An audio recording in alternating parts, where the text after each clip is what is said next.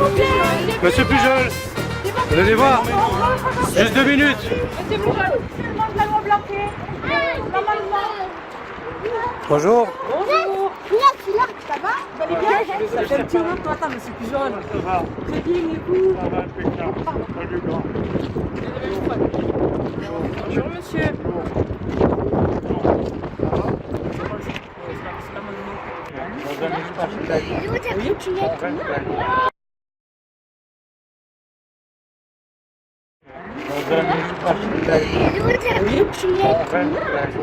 Alors, excusez-moi, est-ce que vous pourriez juste donner la définition de la La laïcité, c'est que la religion, c'est dans le domaine privé et pas sur l'espace public. C'est aussi simple. C'est faux. Alors, C'est- il faudrait revoir la définition. Ouais. C'est Jean Jaurès et c'est Aristide Briand, la laïcité. Moi, ce que je voudrais juste vous si, poser si. une question, c'est vu que vous soutenez l'amendement de la loi Blanquet, là, votre venue aujourd'hui, ça va pas cette semaine, c'est un peu déplacé quand même. Ça, c'est vraiment nous manquer de respect. C'est nous manquer de respect à nous les musulmans quand même. C'est-à-dire, on soutient un amendement et on fait le contraire. Je suis invité dans une mosquée où j'ai signé le permis de construire Oui, mais là, à Madakari, et donc j'ai une opinion qui est une opinion de maire laïque. non, c'est pas laïcité ça. Pardon, excusez-moi. Oui, Et donc, on comprend que vous avez soutenu la mosquée et tout ça. Mais là, nous, on vous a soutenu. Ben, Voilà, c'est une opinion. là, votre mandat, quand même, vous l'avez eu grâce au musulmans. Beaucoup grâce à parce que vous avez sous les grâce à Allah même. On en parlera une autre fois.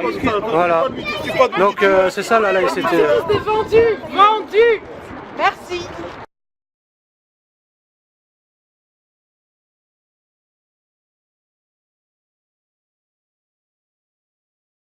Donc sur cette question, ce titre que j'ai voulu donner à mon intervention, des usages, l'ambiguïté des usages publics, des valeurs républicaines. Mais dans la loi de 1905, ne nous trompons pas, la tendance qui a gagné à travers la position de son rapporteur général qui était Aristide Briand, c'est très clairement la tendance moderne au sens où je le définissais plus tôt. On a cette notion, la notion de base, c'est permettre la liberté de culte. C'est pas d'interdire, c'est de permettre. Depuis le début des années 2000, on nous parle de laïcité pour interdire. Là, c'est pour permettre. Comment arriver à permettre? Donc, d'ailleurs, c'est le premier article de la loi de 1905 que j'invite certains hommes politiques qui nous parlent sans cesse de laïcité.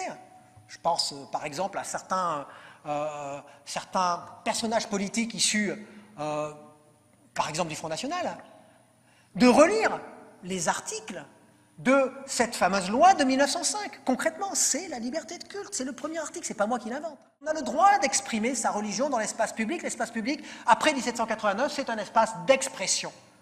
Donc par définition, quand j'entends, j'anticipe sur ma troisième partie, mais quand j'entends un certain nombre de responsables politiques, en 2013 en particulier, nous dire on va élargir la neutralité à l'ensemble de l'espace public, et on va ne se limiter qu'à l'espace de l'intimité.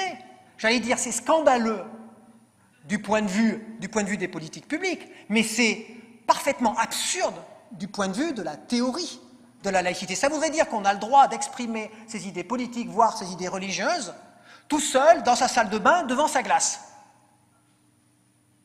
Ou quand on nous dit, de toute façon, on a maintenu la liberté de conscience. La liberté d'expression, c'est autre chose. Mais comment peut-on concevoir la liberté de conscience sans la liberté d'expression? C'est-à-dire, vous pouvez penser ce que vous voulez, mais ne l'exprimez pas, surtout. C'est inconcevable.